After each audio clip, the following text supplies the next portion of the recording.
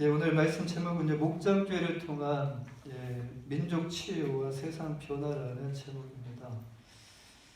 여러분 혹시 그 We Are the World, We Are the Children 이렇게 이런 노래 혹시 들어보신 적 있으십니까?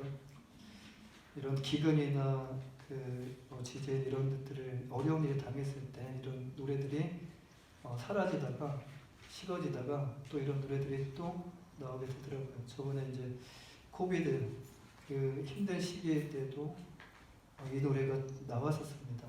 근데 이것은 정말 오래된 노래인데요. 이것은 1985년에 발표된 노래인데 그 당시에 그 아프리카에 엄청난 기근이 찾아왔었어요. 아프리카에. 그로 인해서 아프리카 이 세네갈에서 에티오피아까지 이 지역의 주민들이 큰 피해를 보았습니다. 그래서 이 미국 가수들이 함께 모여가지고요, 이 아프리카를 돕자는 이런 캠페인을 했는데 그때 발표된 노래가 바로 We Are the World, We Are the Children이라는 노래였습니다. 이 가사가 전달하는 의미는요, 아프리카는 우리에게 정말 멀리 떨어져 있는 곳이지만 먼 곳에 있는 것이 아니라 바로 우리와 함께 숨을 쉬고 있는 세계다라는 이런 뜻을 가지고 있습니다. 그러니까 우리는 하나다라는 뜻을 가지고 있어요. 세상은 이렇게 하나가 되기를 원하고 있습니다. 세상은 이렇게 하나가 되기를 또 외치고 있습니다. 그런데 세상은 이렇게 외치고는 있지만 세상은 하나가 되지 못하고 있습니다. 오늘도 세상은 하나가 되자고라고 외치고 있어요. 변함없이 내일도 우리 하나가 됩시다라고 이렇게 외칠 것입니다. 그런데 세상은요, 하나가 되지 못하고 있다라는 것입니다. 그렇다면 세상이 하나가 되지 못하는 이유가 과연 무엇일까요? 세상이 하나가 되지 못하는 이유가 무엇일까? 성경은 우리에게 이렇게 말씀합니다. 갈라디아서 5장 19절에서 21절 이 상반절 말씀까지 보면요, 뭐라고 말씀하시냐면 음행과 더러운 것과 호색과 우상숭배와 주술과 원수 맺는 것 그리고 분쟁과 시기와 분냄 그리고 당짓는 것 분열과 이단과 투기와 술 취함과 방탕함과 또 그와 같은 것들이라고 말씀합니다. 용서하시고 들어주시길 바랍니다. 인간의 마음 가운데 이런 마음들이 있기 때문에 저를 포함해서 인간의 마음 가운데 이런 마음들이 있기 때문에 세상은 하나를 외치지만 하나가 될 수가 없다라는 것입니다. 열 길 물속은 알아도요 한길 사람 속은 모른다는 말이 있듯이 이 사람의 마음에 무엇으로 가득차 있는지 아무도 모른다는 것입니다. 이 성경은요 사람의 마음에 대해서 이렇게 말씀합니다. 예레미야 17장 9절에 10절 말씀을 보면요, 만물보다 거짓되고 심히 부패한 것은 마음이라. 만물보다 거짓되고 심히 부패한 것은 마음이라. 누가 능히 이를 알리오마냐라고 말씀합니다. 마음 가운데 거짓으로 가득 차 있기 때문에 나는 착하다는 그 기준이 또 어디서 착하다는 기준을 또 발견하게 되냐면 나의 기준에서 착하다는 거예요. 나는 저 사람보다 착하다는 것이 그 기준이 나에 대한 기준에서 나타난다는 거예요.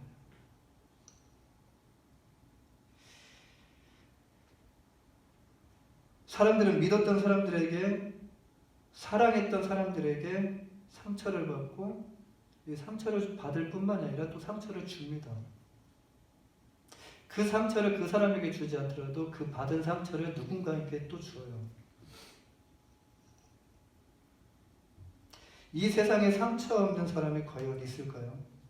이 세상에 상처 없는 사람들이 과연 있을까요? 말을 들어보면요, 이렇게 상처 입은 사람들의 말을 들어보잖아요. 그러면 피해를 본 사람은 있는데 피해를 준 사람이 없는 거예요. 10사람 다 물어봅니다. 어떤 피해를 받는지. 근데 다 피해자예요. 근데 가해자가 없어요. 마음을 열어보면 온갖 상처로 인하여 마음이 난도질되어 있거나 마음이 시커멓게 탔을 것입니다. 근데 그 마음을 가리고 살아가죠. 상처 안 받은 것처럼 드러내지 않고 내 마음 힘들지 않은 것처럼 강한 척하면서 오늘날 많은 사람들이 그렇게 살아가고 있습니다. 이렇게 내 마음도 모르는데 어떻게 상대방의 마음을 알 수 있을까요? 내 마음도 모릅니다. 도대체 나는 어디로 가고 있는지도 몰라요. 도대체 나의 마음은 어떤 마음을 품고 있는지도 몰라요. 이어지는 말씀 예레미야 17장 10절에서 보면요. 나 여호와는 라고 말씀하시죠. 나 여호와는 심장을 살피며 폐부를 시험하고 각각 그 행위와 그 행실대로 보응하나니. 하나님이 마음을 아신다는 말씀이에요. 지금 우리 안에 있는 이 심장 또한 우리는 몰라요. 근데 보이지 않는 그 부분까지도 하나님은 다 아신다는 말씀이에요.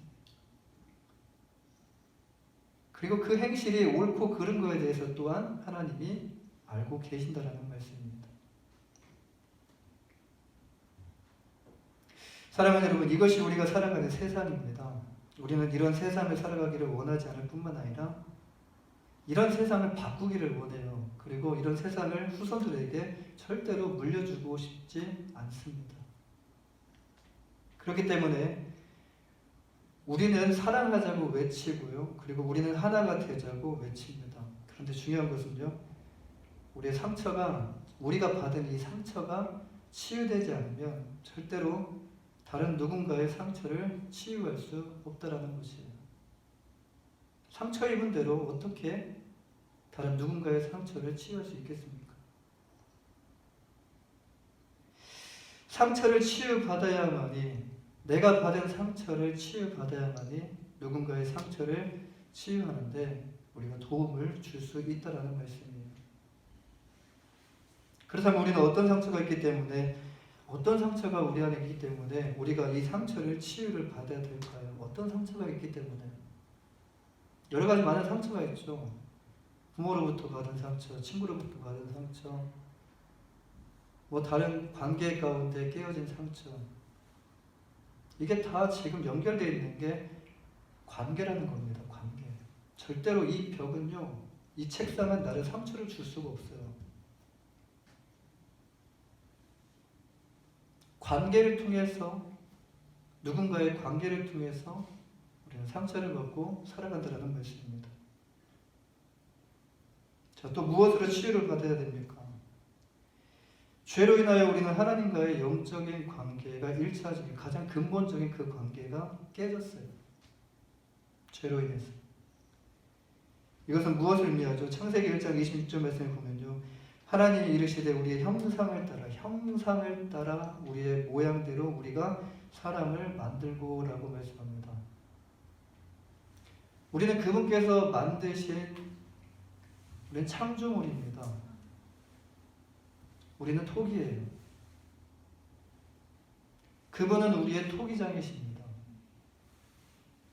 어떤 모습으로 우리를 만드셨냐면 하나님의 형상대로 우리를 빚으셨다라는 거예요. 만드셨다라는 거예요.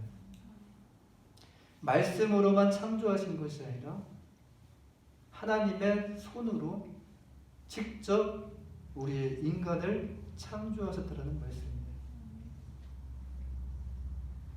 죄를 짓기 전에 우리는 누구의 형상과 모습을 갖고, 누구의 형상의 모습을 갖고 있었을까요? 우리는 하나님의 형상대로 창조되었다라는 말씀이에요. 죄로 인하여 이것이 깨지게 되었습니다. 다른 어떤 것이 우리 하나님과의 그 관계 안에 개입이 됐다라는 거죠. 그 개입이 된 것이 무엇이냐면 죄라는 거예요. 무엇을 의미하죠? 죄로 인하여 우리에게 있는 하나님의 형상, 다시 말해서 하나님의 모습이 깨지게 되었다는 것입니다. 이것을 찾지 못하니까, 이것이 해결되지 않으니까 가정에서 불화가 일어나고요. 그리고 친구를 만나고 헤어지고 또 다른 친구를 만났을 때도 처음에는 좋지만 처음에는 뭐 원활하게 잘 관계가 이루어지는 것 같지만 반복된다라는 말씀입니다.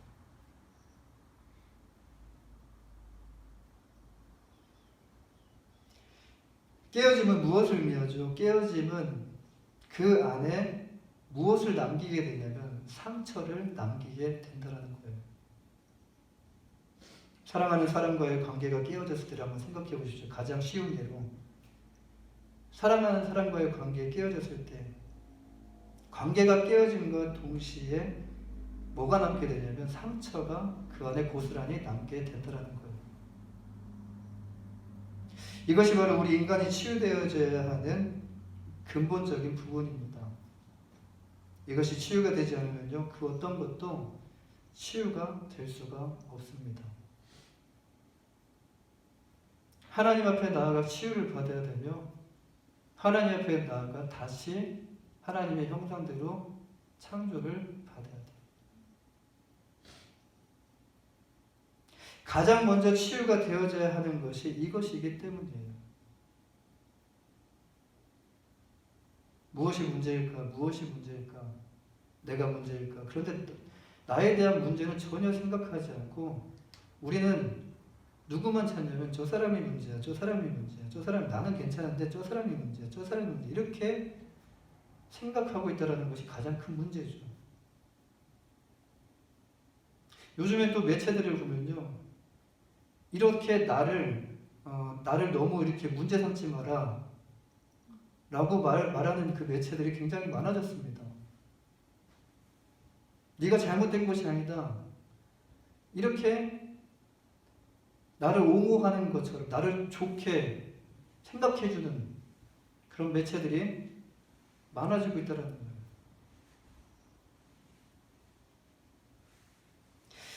하나님은 이것을 치유하시기 위해 어떻게 하셨죠? 치유가 되기 위해서 선행되어져야 하는 것이 있는데 치유가 되기 위해서는 먼저 만나야죠. 만나서 무엇을 하셔야 되냐면 관계를 회복시키셔야 돼요. 하나님과 인간과의 깨어진 관계를 회복하시기 위해서 하나님은 육신의 몸을 입고요, 이 땅에 오실 계획을 세우셨고 오래전에, 그리고 2000년 전에 그 계획을 이루셨어요. 그런데 죄로 인하여 깨어진 관계는요, 하나님께서 육신의 몸을 입고 오시는 것만으로는 해결되는 것이 아니었습니다. 성경은 죄의 삭스에 대해서 이렇게 말씀하죠. 죄의 삭스는 사망이다. 우리가 얼마나 큰 은혜를 받았는지에 대해서 말씀해주고 있습니다. 그렇습니다. 우리와 하나님 사이에 있는 죄가 해결되었을 때 비로소 하나님과 인간과의 관계가 다시 관계가 화목하게 회복될 수 있다라는 말씀이에요. 성육신하여 이 땅에 오신 하나님이신 성자 예수님은 이 죄의 싹슨 사망이요라는 이 말씀을 성취하시기 위해 십자가에 달려 죽으셨어요. 그리고 우리를 죄 가운데서, 허우적대는 죄 가운데서, 사랑에 눈이 멀면 저 사람이 사기꾼이어도 어떻게 보입니까? 사랑스럽게 보이잖아요. 그렇죠? 주변에서 뜯어 말려도요, 사랑에 눈이 멀면은 그 사람 없으면 안 돼요. 나를 사기쳐도 내 돈 다 뜯어가도 그 사람 없으면 안 된다고 합니다. 울부짖으며 그 사람 쫓아갑니다. 돈 다 들고 쫓아갑니다. 뭐에 눈 멀어서요? 사랑에 눈 멀어서. 근데 죄에 눈 멀게 되면 죄가 보이지 않아요.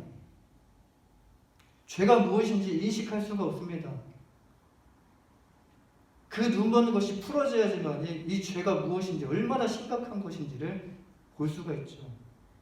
깨달을 수가 있죠. 그 전까지는 죄와 사랑을 하고 있기 때문에 절대로 그 죄가 얼마나 나에게 심각한 것인지를 깨달을 수가 없다라는 말씀입니다.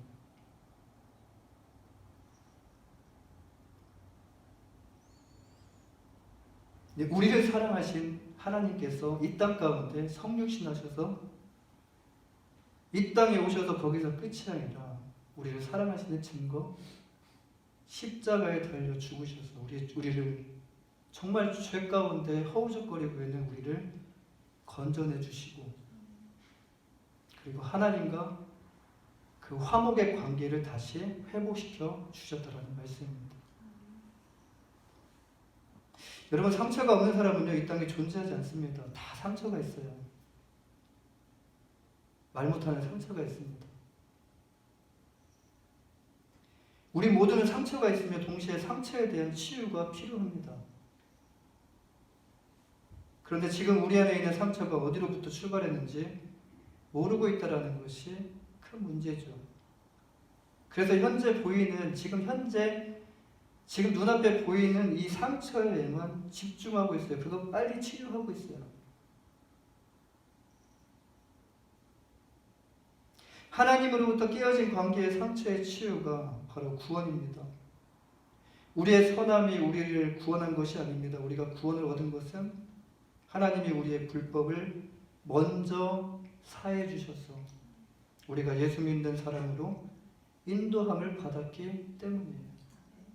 예수를 믿어서 구원을 얻는 것이 아니라 구원을 얻어서 우리가 지금 예수를 그리스도로 믿게 됐다라는 말씀입니다. 주님은 요한복음 10장 10절 말씀대로 우리에게 생명을 주시기 위하여 오셨습니다. 주님은 또 우리에게 풍성한 삶을 주시기 위하여 오셨어요. 주님이 빠진 생명은요, 지금 살아있는 것처럼 보이지만 여러분, 물고기가 물에 있어야 사는 거죠. 물 밖에서 펄딱펄딱 뛴다고 해서 그게 살아있다라고 말씀할 수 있겠습니까? 살아있네. 근데 그 생명은 물 속에 있는 것보다 물 밖에 있을 때 그 생명은 오래가지 못한다는 거예요.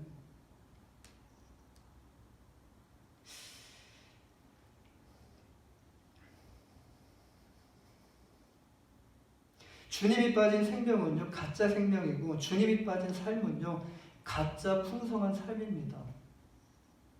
사단은 우리를 속이고 있습니다. 절대로 이 속삭임에 속지 마시길 바랍니다. 우리에게 생명이 있는 것처럼 속이고 있으며 우리에게 풍성한 삶을 살아가고 있는 것처럼 우리를 속이고 있다는 거예요. 여러분, 이것은 세상 말로 뭐라고 말하냐면 거품이라고 말합니다. 거품. 지금은 좋아 보여도요, 거품이 있어서 속이 안 보이잖아요. 그러니까 지금은 좋아 보여도 거품은 시간이 지나면 사라지게 됩니다. 그러면 그때 우리의 민낯은 드러나게 돼요. 그때 땅을 치며 후회하게 될 것입니다. 거품이 다 빠졌을 때. 그때는 후회도 소용이 없어요. 지금 이 순간이 중요하다는 말씀입니다. 나의 전인격을 치유하시고 나에게 생명을 주시고 나에게 풍성한 삶을 주시기 위하여 주님이 이 땅에 육신을 입고 오셨다라는 것을 믿는 것, 지금 이 순간이 가장 중요하다는 말씀입니다. 여러분, 이 사실을 지금 인정하고 믿는 것이 가장 중요합니다. 믿음이 없다면 믿음을 달라고 하나님 앞에 몸부림을 치면서 기도하셔야 돼요. 자, 이제 우리 앞에 무엇이 놓여져 있습니까? 한번 보십시오. 마태복음 28장 18절 20절 말씀이 지금 오늘 우리에게 이 말씀이 주어졌습니다. 이것은 주님께서 승천하시기 전에 남기신 유언장과 같은 말씀인데요. 이 유언의 핵심은 제자들에게 온 세상에 나아가 주님의 제자를 만들라는 것이 유언의 핵심이에요. 구원받은 자가 해야 될 일이 바로 이것입니다. 나만 구원받고 끝나는 것이 아니라 아직 구원받지 못한 사람을 찾아가서, 잃어버린 양을 찾아가서 그들에게 예수 그리스도를 소개하는 것이 우리가 해야 되는 핵심입니다.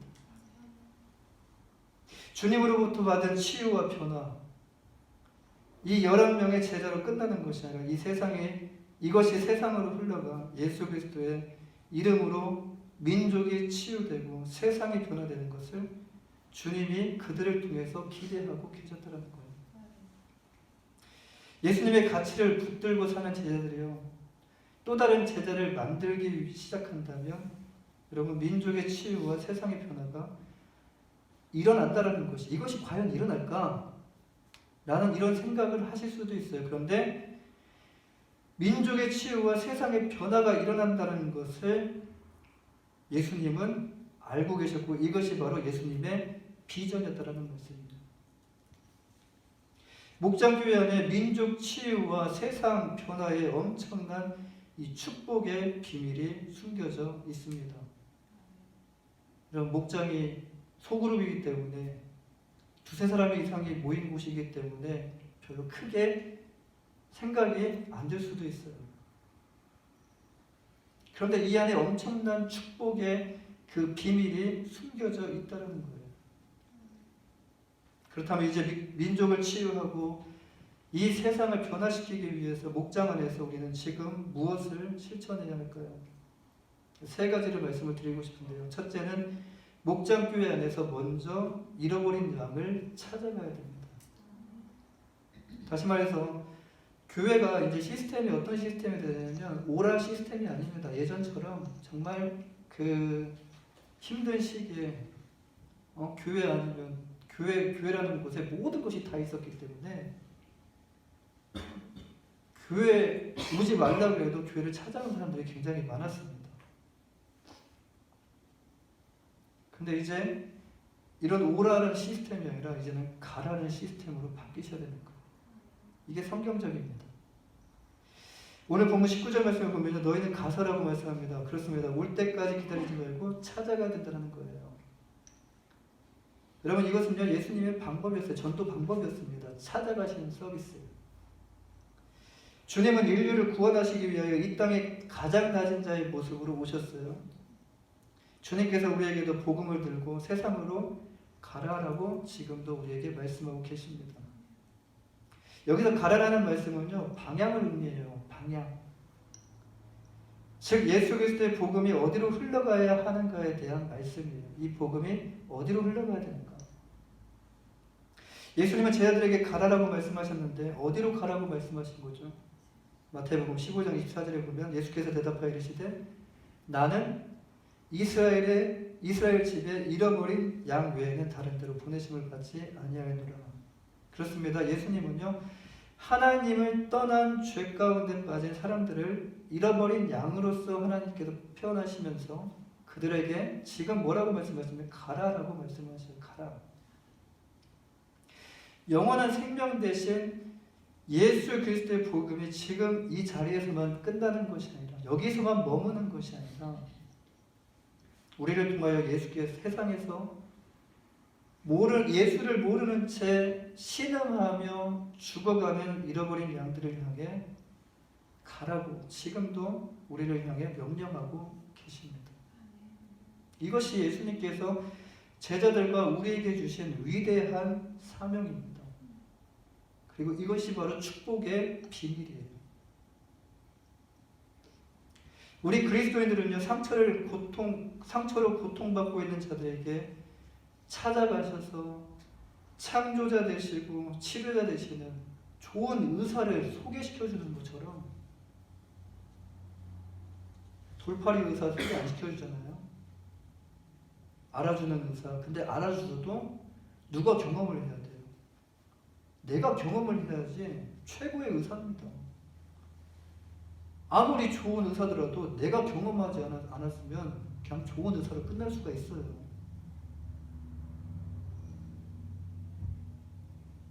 근데 여러분이 경험하신 창조자 되시고 치료자 되시는 주님을 소개하고 주님을 만날 수 있도록 그들을 도와줘야 된다는 말씀입니다. 여러분 주님 만나셨습니까? 그리스도를 만나셨습니까? 창조자 되시고 나의 치료자 되시는 나를 치료하신 그 주님을 만나셨습니까? 우리가 시간을 내서 찾아가지 않은 이유가 무엇인 줄 아세요? 바빠서가 아닙니다. 또 시간이 없어서가 아니에요. 주님이 필요한 이유에 대해서 모르기 때문이에요. 주님은 지금이 아니라 나중에 죽고 나서 부활할 때만 필요하다라고 생각하는 사람들도 있습니다. 주님을 모르는 자는요 영적인 고통을 호소하며 신음하고 있다라는 거예요. 영적으로 메말라가고 있고요. 육체적으로는 살이 찔 수는 있어요. 근데 영적으로는 메말라가고 있으며 영적으로는 죽어가고 있다라는 거예요. 그들은 사단에게 날마다 속고 있습니다. 이것이 전부이냐? 이것이 풍성한 삶이냐? 이것이 진짜 생명이냐? 사단에게 계속 속고 있다는 거예요. 예수 그리스도를 소개하고 예수 그리스도를 생명을 얻고 풍성한 삶을 얻게 하기 위하여 지금 우리는 잃어버린 양을 향하여 가야 된다는 말씀이에요. 두 번째로 목장교회 안에서 먼저 내가 그리스도인이 되어야 한다는 말씀이에요. 이어지는 오늘 본문 19절 말씀을 보면요, 아버지와 아들과 성령의 이름으로 침례를 베풀고 라고 말씀합니다. 여기서 지금 여기 계신 분 중에 침례나 세례를 받으신 분이 아마 계실 겁니다. 여기서 침례를 베풀고라는 의미가 무엇을 의미하는 것일까요? 침례는요, 로마서 6장 4절 말씀처럼 예수 그리스도와 함께 죽고 예수 그리스도와 함께 장사되고 동시에 우리는 예수 그리스도와 함께 다시 부활하는 것을 의미합니다. 다시 말해서 이 침례는요, 예수 그리스도와 연합한 성도의 장사와 부활을 의미한다는 거예요. 나는 죽었어요. 그리고 나는 다시 살아났습니다. 누구와 함께요? 예수님과 함께 다시 살아났어요. 침례는 예수님을 나의 구주로 인정하고요, 이제는 나의 삶이 아니라 예수님의 삶을 살겠다라는 우리의 신앙 고백과도 같습니다. 여러분, 침례는요, 지금 여기서 받죠? 그리고 많은 사람들 앞에서 침례를 받습니다. 세례를 받습니다. 근데 이것이 많은 사람들 앞에서 나는 이제 예수님을 영접하고 예수님을 믿고 따르기로 한 사람입니다라는 것을 고백하는 거예요. 공포하는 자리입니다. 지금은 쉬울 수도 있습니다. 그러나 초대교회로 한번 넘어가 보십시오. 그때 이 고백이 과연 쉬웠을까요? 지금 우리의 고백은 쉬울 수 있어요. 그러나 정말 핍박 가운데, 죽음의 위협 가운데 해야 하는 그 고백, 과연 쉬웠을까요? 이 고백은 그냥 고백이 아닙니다. 이제는 내 생명을 주님께 드린다는 고백이에요.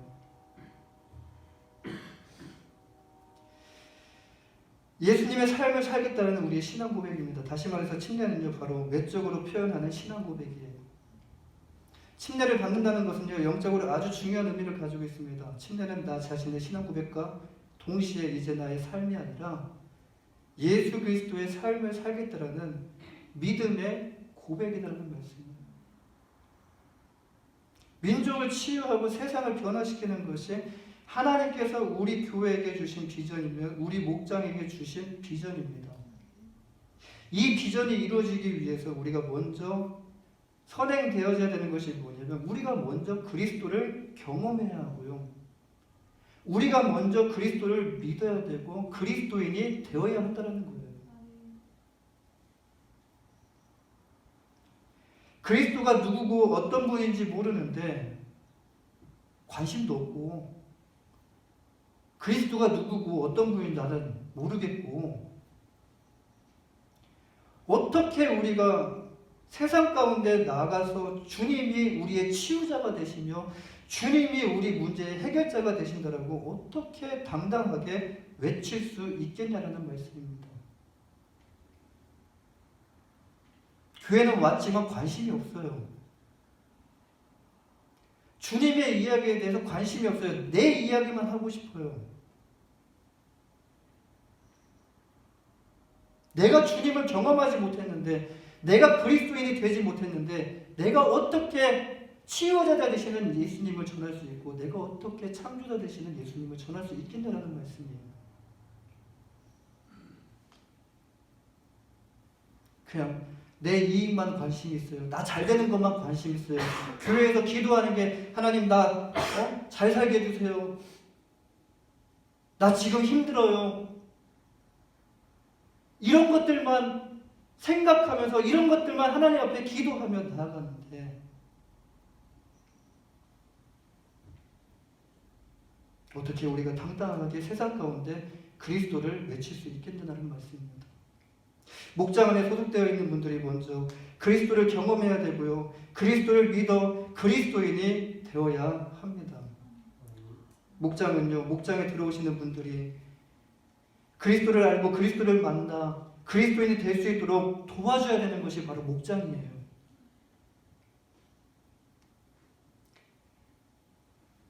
그리스도인으로서 세상 가운데 빛과 소금의 사명을 감당할 수 있도록 함께 협력해야 되는 것이 바로 목장입니다. 협력할 수 있는 사람을 만드는 것이 목장이에요. 지금 우리가 할 수 있는 것이 무엇이고 지금 우리가 해야 하는 것은 무엇일까요? 여러분, 민족 치유와 세상 변화는요, 우리 주 되신 그리스도를 바라보고 세상이 아니라 주님을 바라보고 만날 때 비로소 민족 치유와 세상의 변화는 이루어지게 됩니다. 이 일은 우리가 보기에 작은 것처럼 보이지만 결코 작은 것이 아닙니다. 작은 것부터 시작하는 목장교회 안에서 작은 것부터 시작하는 여러분 되시기를 주님의 이름으로 간절히 축원합니다. 마지막으로 목장교회 안에서 먼저 가르침 받은 것을 지켜야 한다는 것이에요. 우리가 하나님의 말씀을 듣고 배우는 이유가 무엇이죠? 좋은 말씀 듣기 위해서 하나님 말씀을 듣는 것입니까? 내 안에 새로운 지식을 쌓기 위해서 하나님 말씀을 듣는 것입니까? 오늘 본문 20절 말씀을 보면요, 내가 너희에게 분부한 모든 것을 가르쳐 지키게 하라라고 말씀하시더라. 그리스도인이 되었다면 이제 어떤 단계로 이어져야 됩니까? 초대교회에서 일어났던 상황을 한번 살펴보시길 바랍니다. 사도행전 2장에 보면요, 오순절날 베드로가 많은 사람들 앞에서 설교를 해요. 그 설교를 듣고 많은 사람들이 자복하고 회개합니다. 어떻게 해야 됩니까? 어떻게 해야 됩니까? 말씀이 비춰지니까 자기가 누구인지를 밝혀지는 거예요. 자기가 누구인지를 드러나는 겁니다. 어떻게 해야 됩니까? 어떻게 해야 됩니까? 율법을 비췄을 때에 해결 방법이 없어요.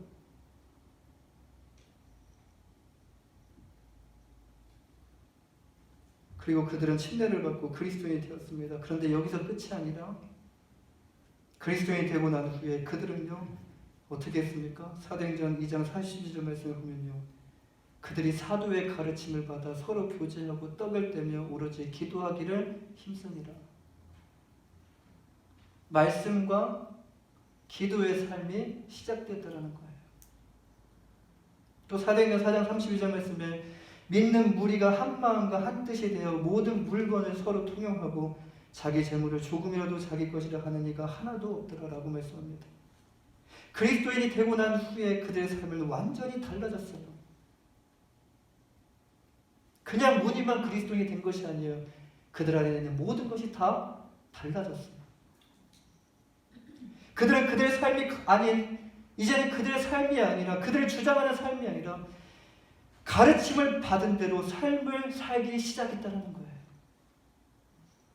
다시 말해서 그들은요, 그리스도인의 삶을 살아내기 시작했다는 말씀입니다.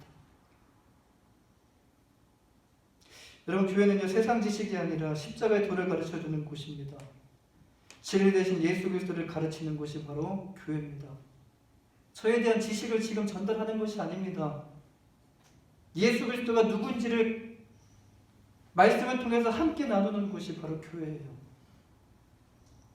그리고 예수 그리스도께서 어떻게 살아가셨는지, 하나님께서 우리에게 원하시는 삶이 무엇인지를 함께 나누고 실천하는 것이 바로 교회입니다.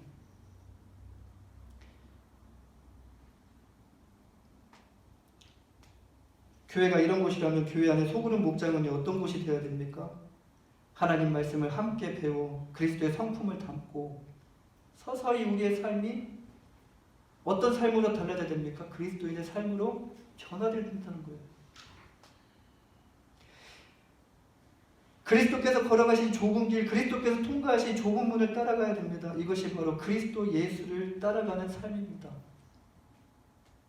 여러분은 그리스도인의 삶이 무엇이라고 생각하십니까? 그리스도의 삶은 무엇일까?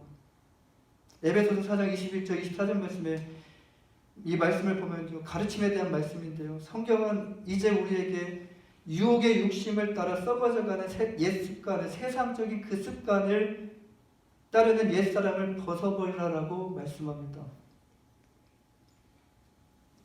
또한 하나님을 따라 의와 진리의 거룩함으로 지으심을 받은 새 사람을 입으라라고 말씀해요. 이것이 곧 예수 그리스도의 옷을 입으라라는 말씀입니다. 예수 그리스도의 옷을 입자라는 거예요. 이 말씀은 다시 말해서 죄로 물들어진 우리의 삶을 이제는 벗어버리고 예수 그리스도의 옷을 입어 그에 합당한 삶을 살라라는 가르침이에요. 그렇다면 우리는 무엇으로 가르쳐야 될까요? 어떤 가르침을 받아야 되고 또 우리는 어떤 가르침을 행해야 될까요? 이제 우리 그리스도인들은요, 이제는 말이 아니라 삶으로 나타내야 되고 삶으로 가르쳐야 됩니다. 가정에서 자녀들은 부모님들이 하라는 것을 하는 것이 아니라 실제적으로 보면요, 부모님들이 하는 것을 그대로 배우고 그대로 행합니다. 가르침은 역할 모범이 없이는 불가능합니다. 누가 모범이 되고 모델이 되어주기를 바라는 것이 아니라 교회 안에서 우리 교회는 이런 분이 계셔, 이렇게 역할 모범이 되고 모델이 되어주는 그런 교회가 아니라 그리스도를 믿는 우리 모두가 목장 안에서 가르침을 받은 대로 살아가는 그런 신앙의 모델이 되어야 될 줄 믿습니다. 목장 안에서 가르침을 받은 대로 삶을 살아가는 예수님의 제자가 목장 안에서요, 많은 목장이 있으면 좋겠지만 제대로 된 하나의 목장이 있다면 그 목장은요, 한 사람이 두 사람이 되고 두 사람이 네 사람이 되고 네 사람이 여덟 사람이 될 때, 여러분, 내 시작은 미약하였으나 내 끝은 창자리라는 이런 주님의 말씀과 같이 교회를 향하신 주님의 비전, 민족 치유와 세상 변화가 이루어지는 그날이 우리에게 점점 가까워지게 될 줄 믿습니다. 사랑하는 여러분, 민족 치유와 세상 변화는요, 그렇게 멀리 있지 않습니다. 그리고 그렇게 큰 것이 아닙니다. 그건 우리가 이루지 못한 그런 슬로건이다라고 생각이 들 수도 있지만 그렇게 큰 것이 아니에요. 바로 우리 눈앞에 있습니다. 여러분이 속해 있는 목장교회 안에 있습니다. 이것이 하나님께서 우리에게만 보여주시고 알려주신 비밀이고 이것이 곧 우리에게 주신 축복입니다. 목장교회가 바로 교회를 이끄는 원동력이고요, 교회와 세상의 희망이 바로 목장교회입니다. 우리가 추구하는 이 목장 모임이야말로 우리 교회가 민족을 치유하고 세상을 변화시키는 교회로 성장시키는 그런 근원이 될 줄 믿습니다.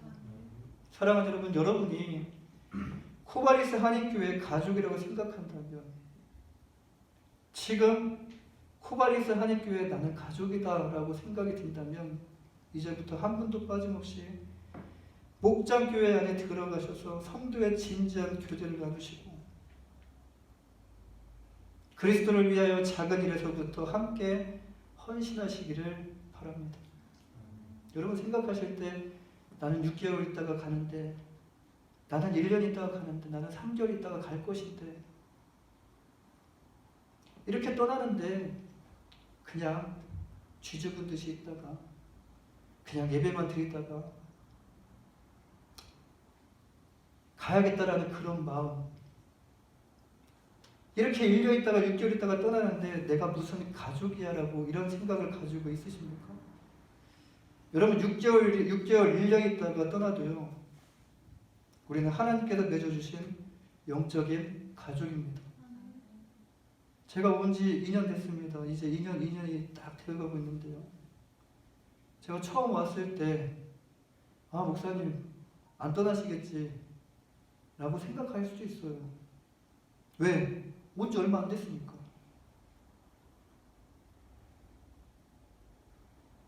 여러분, 오게 하시는 분도 하나님이시고 떠나게 하시는 분도 하나님이셔요. 언제 우리가 또 헤어지게 될지 알지 못합니다. 6개월이 될 수 있어요. 1년이 될 수 있어요. 그러나 하나님께서 분명한 목적이 있기 때문에 지금 우리 코바리스 한인교회에 우리를 불러주셨고 우리를 그리스도 안에서 영적인 가족으로 하나님께서 우리를 묶어 주셨습니다. 믿으십니까? 6개월, 1년 있다가 떠나도 우리는 하나님께서 맺어주신 영적인 가족이에요. 아멘. 작은 불이 큰 불을 일으키고요. 작은 겨자씨 하나가 새들이 그 그늘에 깃들 만큼 큰 가지를 크게 만드는 것처럼 교회 안에 건강한 목장이 하나씩 둘씩 생겨날 때 비로소 교회는요 건강한 교회가 될 것이고 민족을 치유하고 세상을 변화시키는 그런 교회가 될 줄 믿습니다. 아멘. 여러분 그 중심에 누구를 하나님께서 세우십니까? 누구를 세우셔요? 내가 아닌 다른 사람이요? 그 중심에 하나님은 여러분이 서 있기를 원하고 계셔요. 이 교회가 바로 코바리스 한인교회가 되며 이 역사의 주인공이 다른 누군가가 아니라 바로 여러분 한 사람 한 사람이 되시기를 주님의 이름으로 간절히 축원합니다. 기도하겠습니다.